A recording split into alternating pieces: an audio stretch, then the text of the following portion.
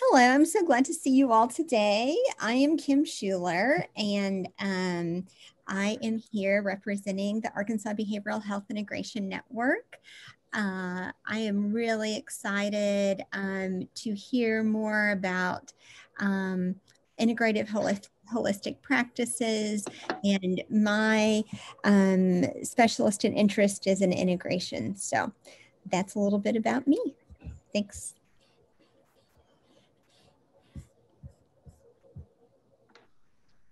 Jump out there, Jenny. My name is Jenny Post, and I work with Dr. Gibson and Kim at the Arkansas Behavioral Health Integration Network. I am interested in functional medicine. I understand. I've been told. They're like, oh, that's functional medicine. So as a person with bipolar disorder, I found that diet, exercise, all the things I have to do beyond medication are so important, and so this is very important to me. And my name is Henri Roca, and I am a family medicine doctor, integrative and functional medicine doctor.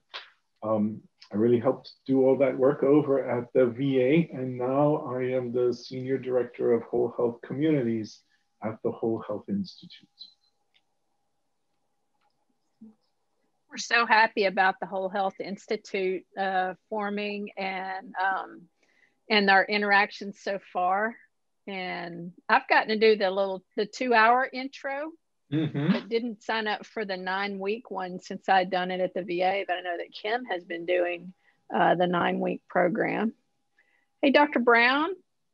Hello. We're just getting situated and introducing ourselves. So I'm sorry to put you on the spot, but it's your turn if you don't mind saying a brief introduction of who you are and why you're interested in this group. Well, Kathleen referred me here, and because I have had a long interest in functional medicine. When I, in the late 70s, I worked in a missionary hospital in West Africa, and I saw a lot of nutritional diseases. And I saw also a lot of other things that I'd only read about in textbooks, leprosy and all those things. So then I came back to the States. I did an ophthalmology residency, and I came back, and I have celiac disease. It runs in my family. And so I have to be careful about my nutrition because I have antibodies to intrinsic factor. And so pernicious anemia and all of those things. I developed neuropathy later. And so I had to educate myself about things that I couldn't find in the conventional thing. Also, I early on, macular degeneration and dry eyes were major problems for us, and we had no treatments for them at the time. And so I approached those nutritionally. I looked at the evidence and developed protocols for that are now pretty much standard, and everybody says, so what? But back in the 80s, those were, there was crazy talk. And then in the 90s, in the early 2000s, my dad had really bad diabetes and peripheral neuropathy, and we'd done everything we could. And so I got a hold of some L-methylfolate and started treating him with that. And that got me launched into the B vitamins and methylcobalamin and methylfolate.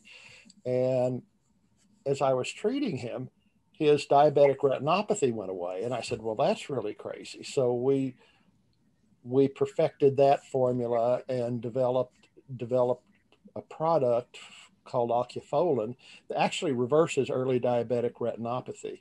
And we've done studies at Bascom Palmer showing, at University of Miami showing increased vascular density of the retina, increased retinal perfusion, increased visual acuity, and all those papers are being written up and sent out. Well, the retina is just an extension of the brain. The blood-retina barrier is indistinguishable from the blood-brain barrier. When I put people on this for their eyes, they come back in and they tell me that, their memory's better, all their neurological things are better. So I'm a big proponent of Deplin, for instance. And so I could go on for hours, but we're going to stop right there. And Dr. Brown, we actually have talked about you possibly presenting for this conference or for others. And I know that you have a really amazing app. And so for everybody, I'm just saying, if you would want to put links to your resources, your app, just be shamelessly and share anything that you've got, because this is just a community group to share things we know and want to share with each other. And do I send them to you, or how do I send them to the group? If you can post in the chat right now, everyone will get them, but I will also share in the email with anyone as well. And so I can just paste articles to the chat. Yeah. And we're recording it, and I will share with everyone. We do have a few people who are very interested in this topic, and they already told me, I'm sorry, I can't be on. And so we are recording it. And Dianna, so you know that it's been people are very interested. And Dr. Brown, I know people would be interested in you speaking as well. But that does bring us back to, I'm surrendering control of this group, and have met with Dianna and Dr. Anna Erbst, who's a functional medicine physician in Bentonville. Mm-hmm. And we want the group to continue, but we need some volunteers just to organize it. And needs to be involved is somebody to schedule the Zooms, send out the emails, organize speakers. I certainly want to continue to attend, but I just can't be the one that's organizing it. So if we have any volunteers, let me know. Annie, I see that you're on there, but if you want to speak and introduce yourself, you're the last one just to introduce yourself before Dianna speaks. Here she goes. I'm trying. Hey guys. Hey. Sorry, I'm late. I had a 11 o'clock patient that ended a little bit late also. So I'm so happy to be here and so thankful that we're still going strong. So I'm Annie. I work for Dr. Amy Beard with her functional medicine virtual practice here in Arkansas, but we're nationwide and worldwide also. So really enjoying that, although it's interesting times with COVID, as I know it is for everyone. So I'm a mom of 6. So this past snow week, I'll be honest, I'm a little tired, but really happy to be here. And I am going to be eating my lunch because I have a 1 o'clock patient also. So I'm going to be eating my lunch. So I'm going to mute myself so you guys don't have to watch or listen to me eat, but I'm so happy to be here as well. So thanks, Ms. Patty. So glad that you're here. You're here. Thank you for being here. Thank you. And so I'm, Katushka, would you like to say a couple of words? You introduced yourself to me and Dianna, but would you like to let the rest of the group know who you are, just so we have a little bit of community? We're glad that you're on here with us. I'm a nurse practitioner, and I work with Mercy Endocrinology here in Springdale. I'm interested in functional medicine because I listened to a podcast. So that's how I got in touch, and I started reading stuff on the online. And then when I talked to Kim and she mentioned this, I said, sure, I would like to be part of it. Excellent. Welcome. Thank you. Well, I'm really happy for Dianna to speak to us today and just share us the microbiome. I mean, does it really exist? Most people don't, in our traditional medicine, it sounds like we're having a voodoo session or something. So I'm so happy to have a psychiatrist present on the microbiome. And I want to be a patient in Dianna's practice when I pull up her website for Well Life Psychiatry. I'm like, oh, will you please be my doctor? But I'm happy to have her as a friend and colleague. And I know, this is going to be a really great presentation, and I can't really do great justice to all of your training because I know you've got psychiatric training, nutrition training, master's degree, integrative psychiatry fellowship, and lots. So I'll let you add in, Dianna, all that you want to about your background and what you're interested in, what you're doing. So thanks for doing this today. Absolutely. Really glad to be here and talk about this. It's definitely like completely fascinating, and I've taken several courses on the microbiome, and I realize more and more, I'm like, we don't know anything about it still. Like it's like a final frontier, kind of like the brain. So we are learning a lot about it, and there is a lot to know. But yeah, I'm a psychiatrist, adult and child, and I'm in the process of transitioning from Central Arkansas up to Northwest Arkansas. Yay. And trying to manage that transition right now. But yes, love functional medicine, love integrative medicine, and just excited to have more tools in my toolbox to help patients and meet them where they're at in individualized care. Where will you land? I think we're going to land in Bentonville. Okay. Yeah. Very close to Fayetteville. Are you going to be part of the Alice Walton thing? No. No. But I'm going to be working in Fayetteville some, and I'm very excited about what you all are doing at the Whole Health Institute. And I would love to be a part of it, or do some trainings with you all. Wait till March 4th. There'll be a big announcement. Awesome. It'll be even more exciting. All right. Exciting enough. Can't wait. So, all right. Well, I will get started. Oh, okay. And I haven't done the screen share yet. Okay. Good. Okay. Is this working? Yep. Great. Okay. Here we go. I think that's the one. Okay. All right, the microbiome.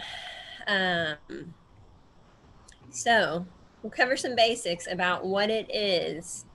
So it is, 100 trillion living microorganisms inside of our gut, which is 10 times the number of cells in the human body. Over 1,000 different species containing more than 7 million genes. And that's 1% of the combined human and microbial genes are of human origin. And so there's some talk about the hologenome and taking into account all the genetics that are involved in these microbial genes and our human genes. And the microbial genes definitely outweigh the human genes. So we've evolved to be mutually beneficial in a symbiotic relationship. And when things are working right, it can really promote health in both the host and, in this sort of symbiotic relationship. So a lot of people have a lot of different ideas about the microbiome. Some people even wonder if this is like an unappreciated organ, and think that it can be as complex and as important as the brain. The microbiota weighs 2 to 6 pounds, and the brain weighs about 2.6 on average. So it rivals the liver in the number of biochemical reactions in which it has. It's 90% microbial and 10% non-microbial cells. And each of us have our own unique microbiota. And there's a lot of different factors that play a part of your microbiota. And so including, how you were born, your family and your mother's microbiota, the household that you live in, your diet, And even your brain's activity and state of mind can impact your microbiome, as well as your microbiome can impact your state of mind. And so we'll run through some definitions. So the microbiota is the microorganisms that are present in the environmental habitat. And the microbiome is a collection of different microbes and genes and their functions. And so dysbiosis is a word we hear a lot about, and which is the disruption or imbalance in a biological system. And so it's when there's no longer this symbiotic beneficial relationship, and the changes in the gut are no longer promoting health. Other things to kind of go over are probiotics. These are living microorganisms. They're supposed to be living. That can confer a health benefit in the host. And prebiotics, which are substrates that can feed the microorganisms in the gut and can cause health benefits. And then psychobiotics. So this is kind of a new field of study and interest, and I think it will grow over the next this is essentially microbes when taken in sufficient amounts that can yield positive psychiatric effects and can improve mental health, including depression and anxiety, which is so incredibly fascinating to me. So there's a lot we don't know, you know, and of course there's the unknowns, and then there's definitely hidden taxon strain levels that we don't know a lot about. And then we still don't know the function of a lot of the genes that we're finding out about in the microbiome. So talking about that mind-gut connection. So theoretically, the gut has the capability to surpass all other organs and even rival the brain. So, and you know, people will talk about it as the second brain. I've even heard it referred to as the first brain because it was probably developed before our brain was. And so it has its own nervous system, the enteric nervous system, and has 50 to 100 million nerve cells, which is as many in your spinal cord. And there are immune cells in your gut that are the largest component of your immune system. So even more than in your blood and your bone marrow are in the enteric nervous system. And so a huge number of these there's also a huge number of endocrine cells that have hormonal impacts. And overall, there are more cells in your enteric nervous system than in all of the endocrine cells. And it's also the largest storage facility of serotonin. So most of our serotonin is in our gut. And this is also critical to the gut-brain axis and, of course, our mood. Okay.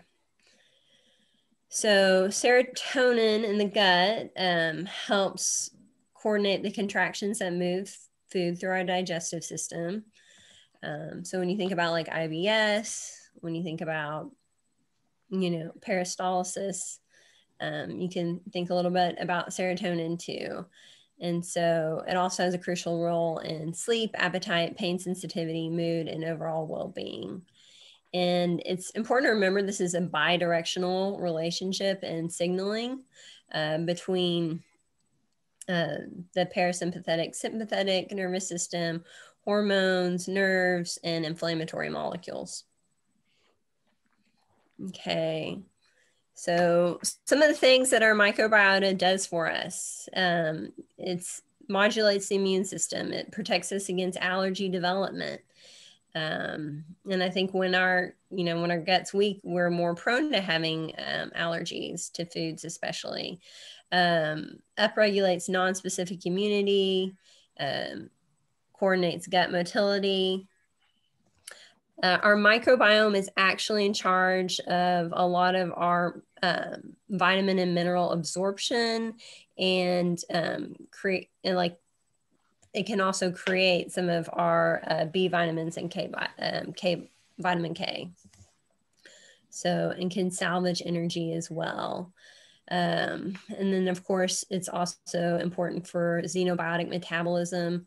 So this is utilizing and absorbing polyphenols that we get from foods, phytoestrogens, and glycosides, as well as colonization resistance, and the production of short-chain fatty acids, which are very helpful for our gut and protect our gut lining, and are involved in weight management, blood glucose control, and insulin sensitivity.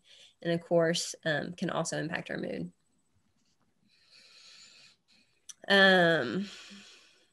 So I'm going to run through these slides because this is kind of long, but these are a little more in depth about each of those points. So the health benefits are that it can improve digestion and absorption, creates those short chain fatty acids, produces vitamins, especially the B vitamins and K vitamins, and can change the absorption of our minerals, calcium, magnesium, iron, and other trace minerals.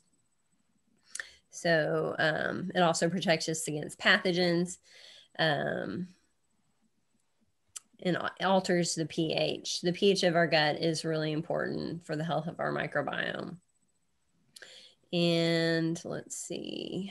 Yeah, different foods and the fermentation of these foods that are often non-digestible are important for the production of short-chain fatty acids. Let's see. So we'll talk about short-chain fatty acids really quickly. The one that we hear the most about is butyrate. That's like the big star, but there's also propionate and acetate. So these have a big influence on the colonic pH. You know, we hear a lot about the stomach pH and acid reflux, but the pH of our colon is also very important.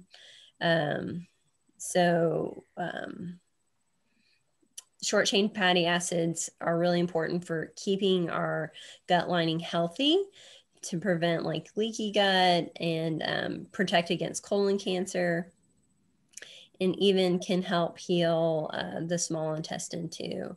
And also is important for improving the circulation between the colon and the liver, and then that mineral absorption. And overall, short chain fatty acids, by keeping your gut lining healthy, you're decreasing the risk for body-wide inflammation. So when you have a leaky gut, when your gut lining is not healthy, that's when you can, that's when you can absorb a lot more things that we don't want to absorb, and that can cause inflammation across our body. Low-grade inflammation.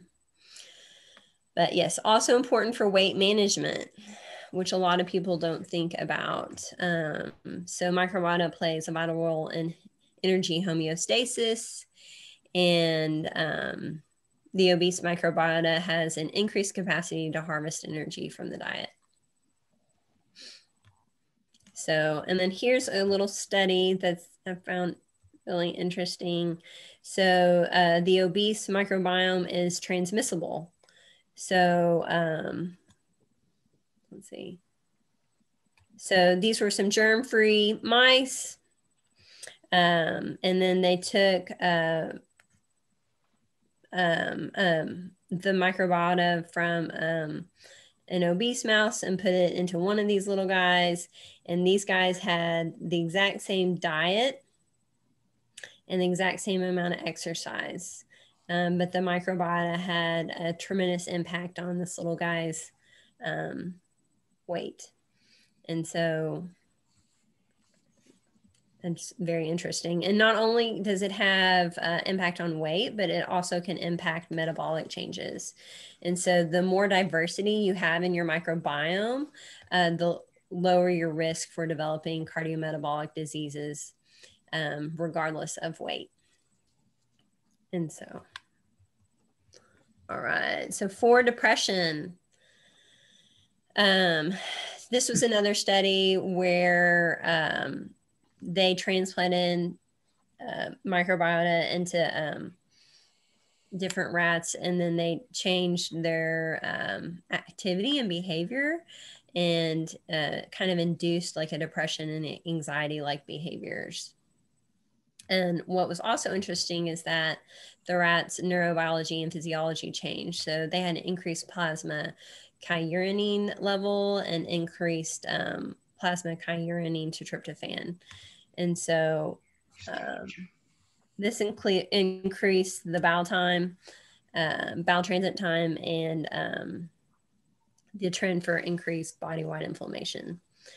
So we want our tryptophan into creating serotonin and melatonin instead of going down the kyurenine pathway, which creates quinolinic acid and predisposes us to inflammation. So when we upregulate IDO and TDO, we're going to go down this pathway, and it's just a pro-inflammatory pathway. Quinolinic acid is also very bad for the brain. So when these are upregulated, we're not getting as much of our tryptophan to shunt into the serotonin melatonin pathway. Okay. So let's see. Damages to the intestine, dysbiosis can lead, of course, to mood disorders, anxiety, hyperactivity to stress. It can cause inflammation in the body, and even difficulties with motor problems, and intolerance of certain nutrients. So a little bit more about dysbiosis. So this is changes in the intestinal flora and their metabolic activities to produce on the host. So of course, standard American diet is a big influence on this, diet and lifestyle. But as well, also like different pharmaceutical drugs can disrupt the microbiome. And so we classically think about antibiotics, but there are actually many medications that can harm the microbiota. So, and these are just a few of the gut-related diseases that can be a result of dysbiosis. Long list. And then here's a few of the non-gut related diseases that can happen due to dysbiosis, well, that the research is suggesting. Okay, and there's a few different types of dysbiosis. So you can have a type where you have a much higher percentage of like you have a phyla that's damaging at certain levels, and so you can have one group that's way too high, protective groups being way too low, or just low diversity in your microbiome in general. Okay, so there are different things in our diet that can cause dysbiosis. And then, of course, there are different medical treatments and medications that can disrupt our colonic mucosa. And, of course, being born by C-section, formula feeding, and multiple rounds of antibiotics in early childhood can also impact your microbiome. So diversity, the spice of life, right? It's also really important for keeping a healthy microbiome and ecosystem. And so you want diversity in your diet, and you also want diversity in your microbiome. And this will increase your risk for metabolic disease, and having diversity will decrease risk for allergy and asthma in children. Okay, so taxonomics of, bacteria.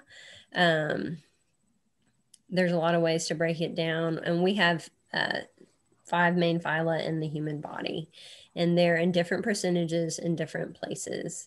But one thing I talk most about is the phyla.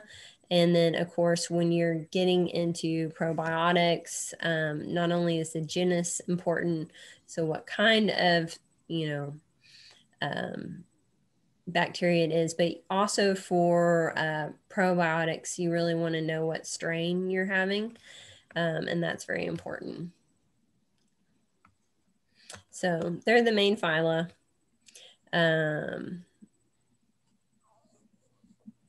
See. And then let's see this. All of these things can really impact the diversity of your microbiome. So to improve microbiome diversity, focus on taking prebiotic foods or supplements, and you also want diversity in your diet. So you want to eat the rainbow, you want more multicolored foods, you want different types of plant foods and fibers.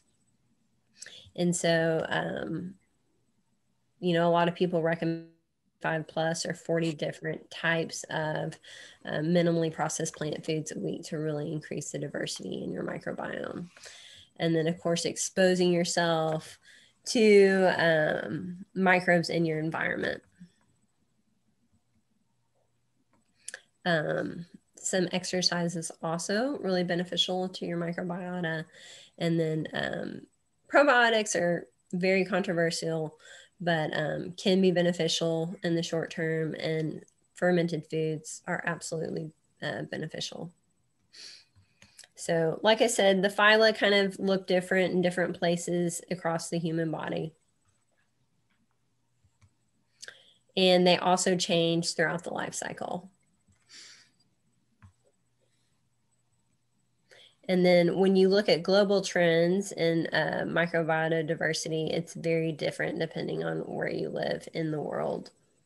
And of course, even, within, I'm sure, Arkansas, growing up in a rural environment around a lot of animals is going to give you a very different microbiome than if you grow up in a city and have less exposure to nature and the environment. Okay, so in addition to diversity in your microbiome and dysbiosis, we'll talk a little bit about lipopolysaccharide and leaky gut. So lipopolysaccharide is also called endotoxin, but it's a structural portion of the external membrane of a gram-negative bacteria. And so when these bacteria die in our gut, the LPS or lipopolysaccharide is shed into the lumen.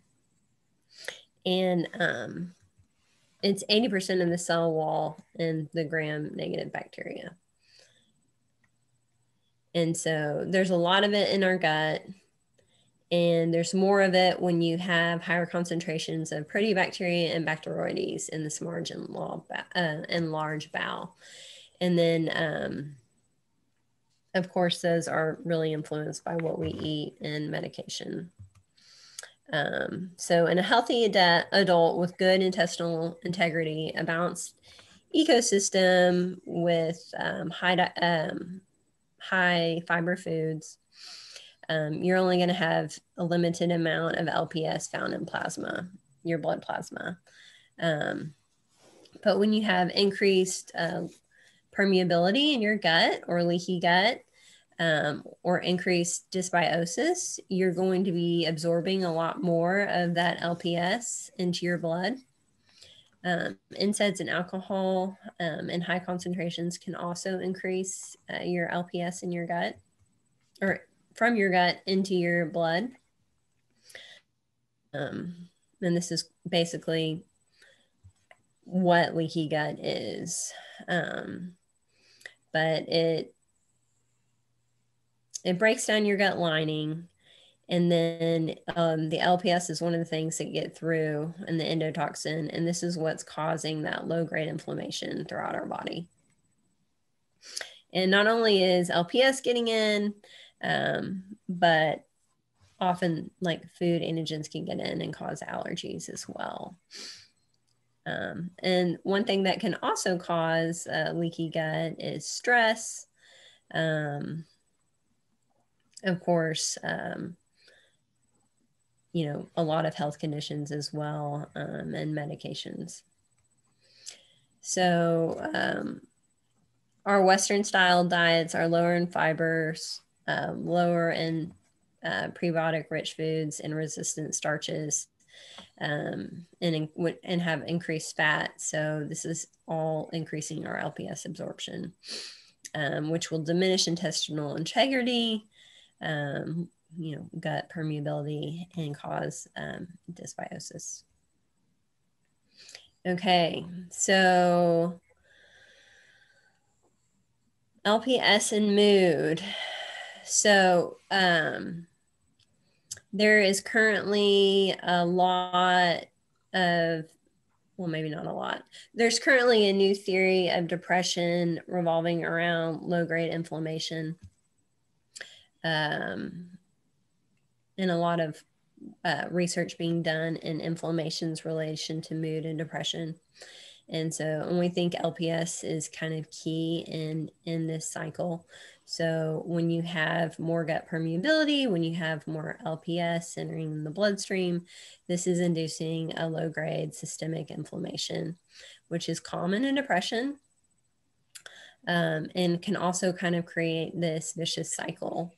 And another thing this does is that upregulates the IDO and TDO and alters that tryptophan kynurenine pathway, leading to more quinolinic acid downstream instead of that tryptophan shunting down into serotonin and melatonin.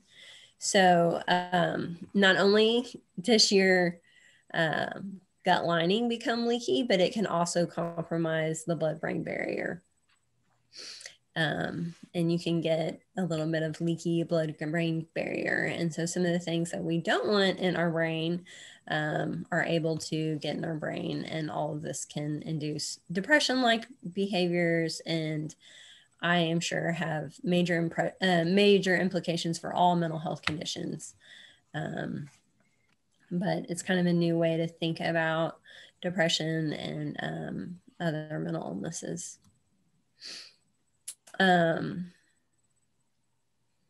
Okay, so lots of LPS in your blood can cause endotoxemia and lead to a lot of different medical conditions. And so once again, it's important to kind of keep your phyla in mind.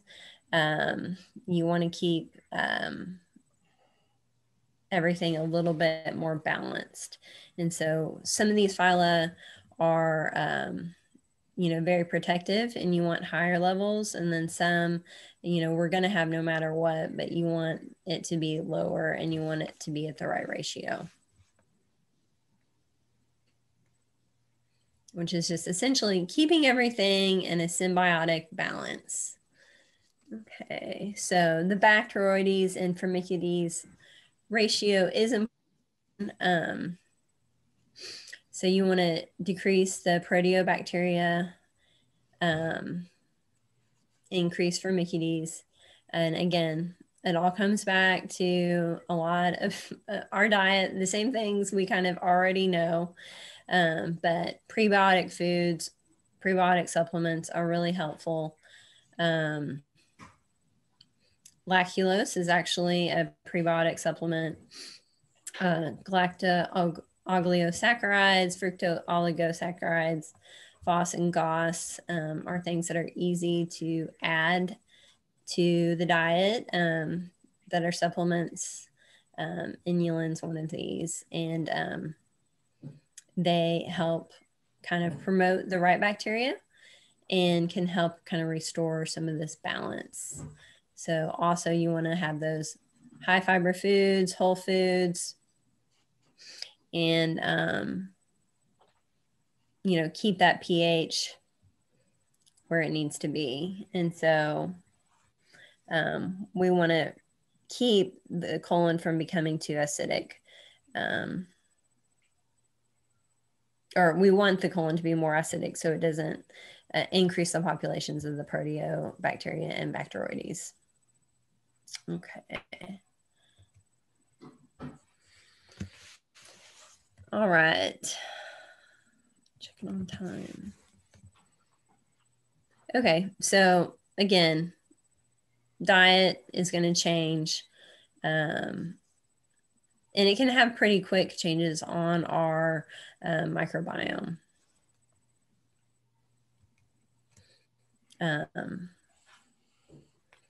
And so back to restoring the healthy bacterial populations, prebiotics, food, supplements, plant-based diet, whole food, rich, fiber-rich diets, polyphenol-rich foods, which are essentially you want your colorful foods in your diet. Eat the rainbow. And a lot of people take probiotics. Not a lot of people, I think, know about probiotics. I think one of the most important things when you're looking for a good probiotic is to make sure that they list the strain on the bottle.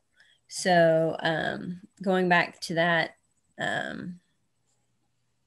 taxonomics slide, so we want to know not only if it's Lactobacillus acidophilus, but the ULA01 is the strain. And so that's where a lot of the research is on the specific strains. And I mean, and that's what's important. One strain is, you know, going to be very different, even if it's the same genus than another strain.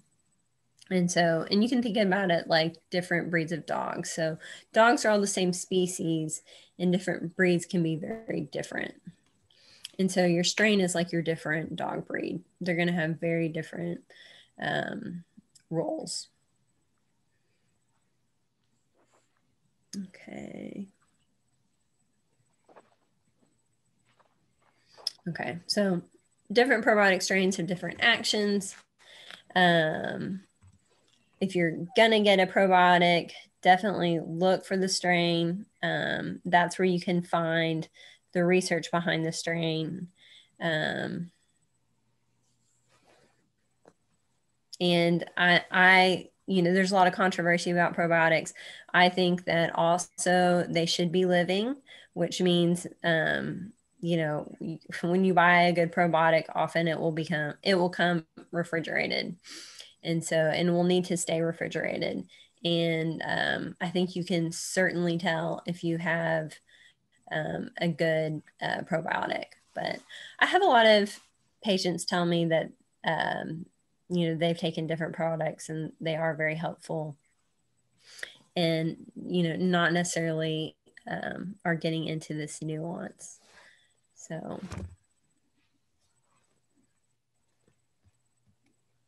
Let's see.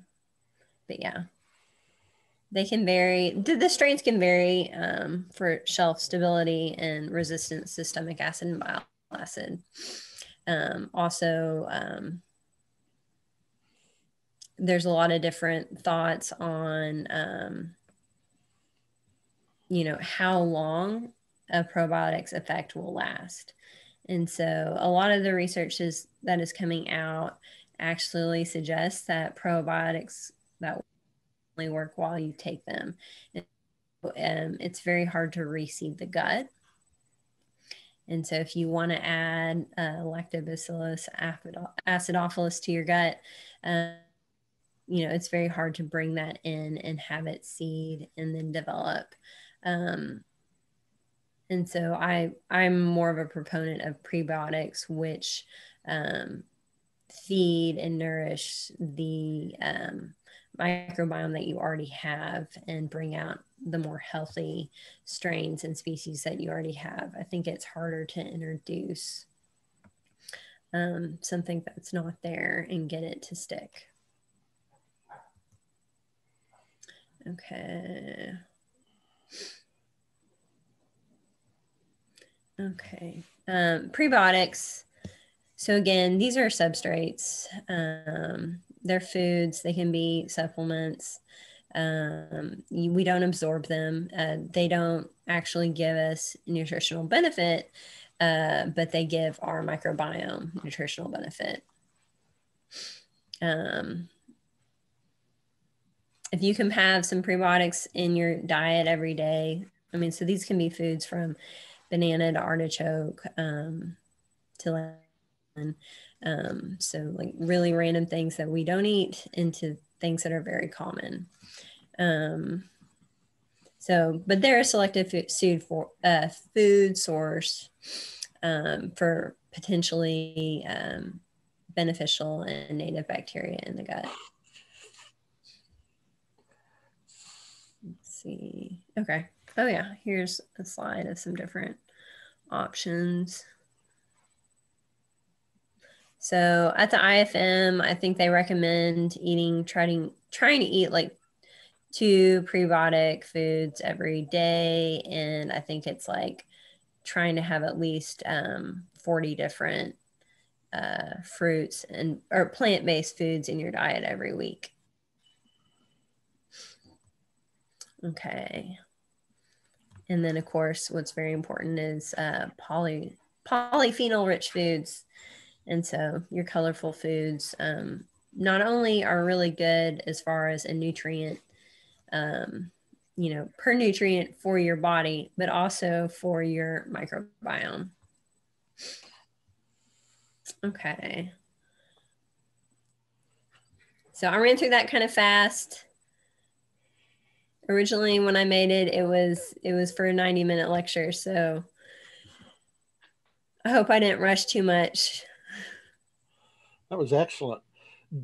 When you see a patient, do you give them this kind of talk and say, now go out and find it? Or do you say, why don't you get this, and this to start? And if so, can you tell us what this, and this is? You did so with the FOS and GOS and all that. But yes. What have you found is the best generally available probiotics, and what are your thoughts about the plant-based processed proteins like the Beyond Meat and stuff like that?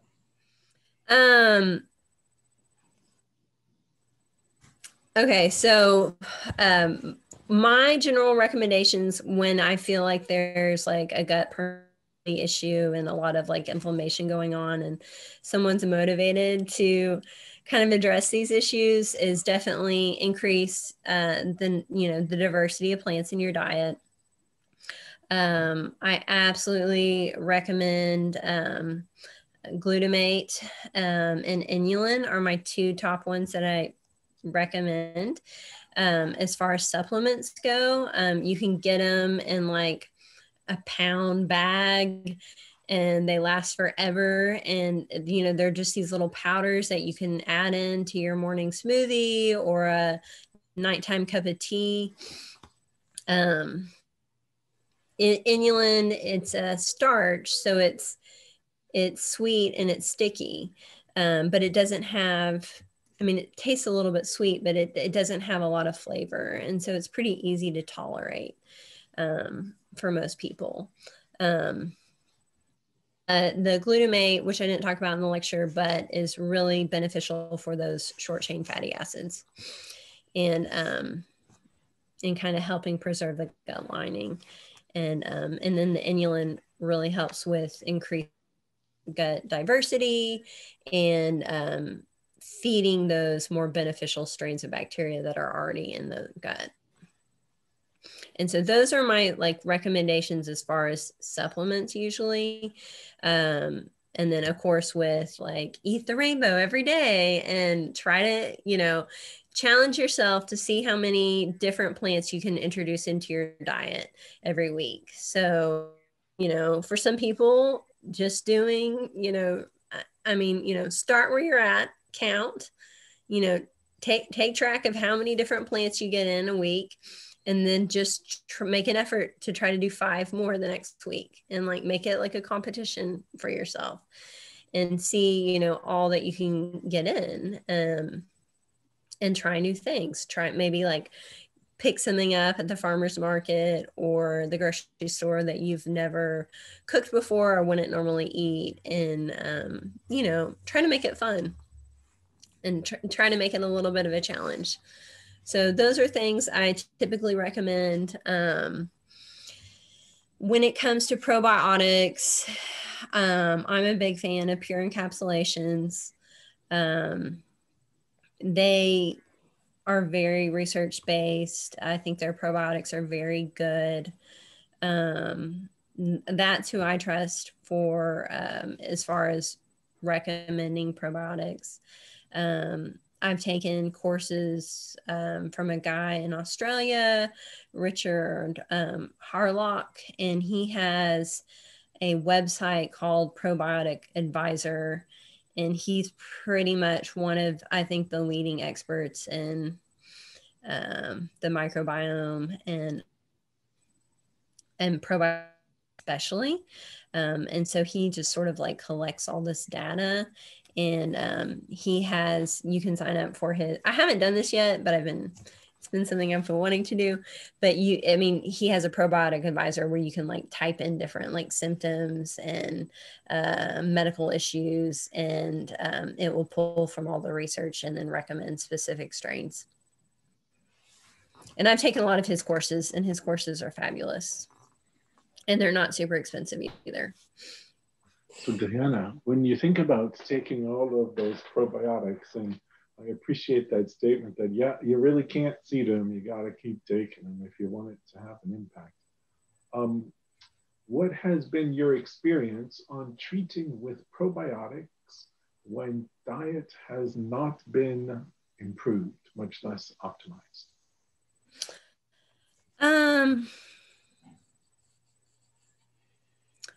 You know, I've had a lot of success with just the inulin and glutamate. And because there's so much unknown about probiotics, I really kind of stick to the diet. You know, I've tried, and then I've recommended probiotics to people where it's gone like terribly wrong. And it's like, you know, this is real and you know this works, because it is like there is a war in your stomach. And so, I mean, probiotics are something I'm a lot more careful with, and I'm a lot more hesitant to recommend. I'm much more likely to recommend the inulin or you know, the FOS and GOS I think are really helpful, and same with the glutamate, and then just increasing the diversity in the diet. I really stick to those recommendations. Can you see a day where things like anxiety, depression, ADD would be diagnoses of exclusion? Not first place diagnoses, but after you exclude all of this, among other things. I absolutely think that our diet and lifestyle are the main drivers for mental health. Absolutely. And you know, I think it gets very nuanced and complex, you know, from the physiological side. But yeah, I think we could make just so much of a difference by focusing on lifestyle interventions. You know, I don't know if y'all remember that at the Institute, the Whole Health Institute, this year, we're going to bring on a new senior director for nutrition. Awesome. Work on this entire concept from agricultural policy all the way through food policy to education and food access. So, that is awesome. Yeah, I mean, like micronutrients are like still like my probably favorite thing to do in mental health. But yeah, I think I mean, I don't know. To me, nutrition is king. I think it's just important. Do you think this explains all of our increase in anxiety disorders and autism and ADHD that we're seeing across, especially the United States? Partially. I think another thing that is a big factor is all of our environmental toxins that we are bombarded with every day. You consider supplemental folic acid to be a toxin? Oh gosh, that's so tough. I never recommend folic acid. I always recommend an L-methylfolate. I just, it's synthetic. It doesn't cross the blood-brain barrier. There's all this concern that it does cause inflammation. It's not proven, but I stay away from it and I don't recommend it. But the big pulse in autism started when that came in. Wow. I did not. That's so interesting. You have a tentacle waving at you, Jenny. Yeah. No. I have a question. I'm wondering, when do you think that this will start to become mainstream and we'll start talking about this in the mental health communities? Because right now we really don't have much discussion about this or even any inkling in the majority of the circles that I'm working in. Dr. Roca, that would probably be a better question for you. I don't know the answer to that. I can tell you that at the VA, there is a new course called Whole Health for Mental Health, and it absolutely deals with the nutritional foundations of resilient mental health and the consequences when there are deficiencies or when there's dysbiosis or inflammation. So that's not the whole system, but that's a big system that helps to change the conversation. And I know that up in Northwest Arkansas with our demonstration project, that issues of nutrition will be front and center, and that the mental health part of that training will incorporate this kind of information. There'll be teams of folks at the different hospitals that are trained, and the idea will be that, yeah, this information will roll out to patients. Now, ultimately, it's about a grassroots effort. It's about changing the conversation, right? From food is something that I eat because my parents eat it, and that's what we eat at home, to this is the way we communicate with ourselves. This is the language we speak to our body, among several languages, but this is a primary language. So I can see it happening, but it's going to take a while. Yeah, not next week. There are 3 new medical schools going in Northwest Arkansas. I mean, they're building up the campus at Fayetteville. I hear that there's going to be, Alice Walton is going to start one up, that it's going to be an integratively oriented primary care medical school. And then there's one in Fort Smith. The question is, can we get this on the curriculum? It's just at least a single lecture at each one of those places, so that the students have once heard in their training that this is okay to know something about, as opposed to the dead silence that they get now. I think there's any way we could get teaching involved in that while they're formulating their curriculum. That would be really important. Well, just so you know, the one that you mentioned will be announced on March 4th. Okay. Hey, Patrick, that is the surprise announcement, which clearly is out in the community. And it will be from its basis at every level, from first year all the way up through residency and fellowship, whole health based. This curriculum will be the curriculum. That's fabulous. Can we figure out a way to get that into the Fayetteville campus and the Fort Smith campus too? These are all iterative processes. Yeah. The answer is yes, it's an iterative process.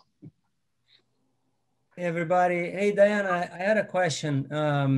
Sorry I came in late. I was finishing a session and I figured I'd rather come in late than not come at all. And glad to be here and see you guys. And y'all, I can go, I'm sorry. I apologize. Hi, Dr. Roca. Hi, Dr. Roca. So you mentioned the LPS as, you know, getting levels of LPS in the serum. Is that like being used as a marker for sort of gut, leaky gut, or? It's not currently tested for, but I mean, you can use CRP or high sensitivity CRP to pick up on this, or even ferritin. It's amazing. Even though it's, you know, it's also a marker for acute phase reactant, like it is sky high in a lot of people, a lot of my patients. And for me, it's like, okay, you are inflamed. Like, so you use those, you don't use the LPS in I didn't understand, like. No, they're it's not commonly used. No, okay. Yeah, I mean, standards, like we don't know if there is like a level that we would be looking for, or, you know, how to even, it's not something that's established yet, because that would be interesting to have, like, because that would be more meaningful than a generic, like, you know, high sensitivity, you know, those inflammatory markers that are more generic, right? Like if the LPS was increased, then, and there is no other reason for the person to have like a bacteremia, then we know it's coming from the gut, right? Oh yeah, for sure. And so I think like you can get that in maybe a research setting, but as far as I know, I don't know of any lab that I could order that test for. So I look at ferritin, CRP, and high sensitivity CRP. Cool. Do you ever have patients that don't show inflammation? I mean, yeah, I think so, yeah. Okay. And I don't always look for it either, because so a lot of times you can just assume that they do, and they can tell you enough symptoms that they are, but not all of my patients can afford a lot of labs. And so labs can certainly be, you know, so, I mean, and so we'll talk about it, and you know, insurance still won't cover a lot of stuff, and so some people want to see the numbers, and then some people are more like, let's just try it and treat me and go from there. I have a. And it depends. Some people don't want this at all. You know, some people are like, I just want a medicine. I don't want to get labs. I don't want any vitamins. Like, I don't want to change my diet. Like, so it's, you know. I need to go. Great seeing you guys. Bye-bye. Thank you. Hi, Patrick. Good to see you. Okay, there we go. Jenny, do you have a quick question before we close up? I did have a quick question. I'm interested in intermittent fasting. I feel like I've been doing it wrong because I've been doing high fat. I've been doing keto, intermittent fasting. But this is all very interesting, and I was just wondering what your thoughts are about eating for just a short window of time, and what that might have implications that would have on the gut and the biome. In general, it's good. Okay. Yeah. And I would definitely try to have your eating window earlier in the day than later. Not only is a calorie not a calorie, you know, your metabolism's higher. You're gonna eat up stuff more in the morning. Okay. So I would try to have your window being more in the morning. And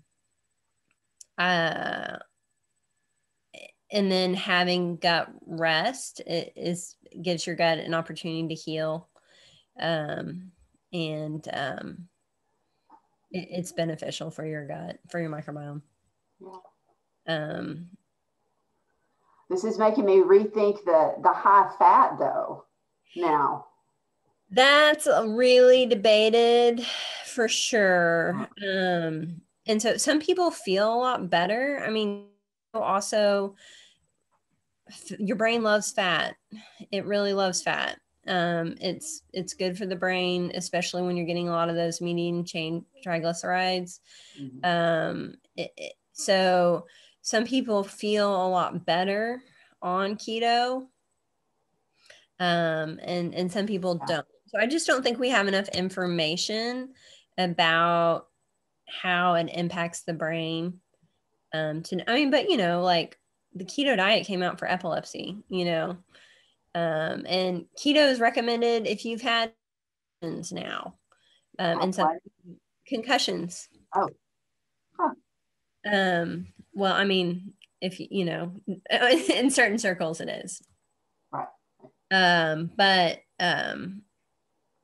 you know, so I think it potentially gives the brain a lot of things it wants and needs, but it could potentially be bad for your microbiome too. So I don't have a good answer on keto. Gotcha. This has been great. I hate to cut us off because I think probably the four of us could sit here the rest of the afternoon, but I'm going to stop the recording and thank you so much. I think this has been fabulous, and I hope that we'll continue this discussion. And Jenny and Dr. Brown, I'm glad that y'all were able to get on too. And we'll let you know when our next one is going to be.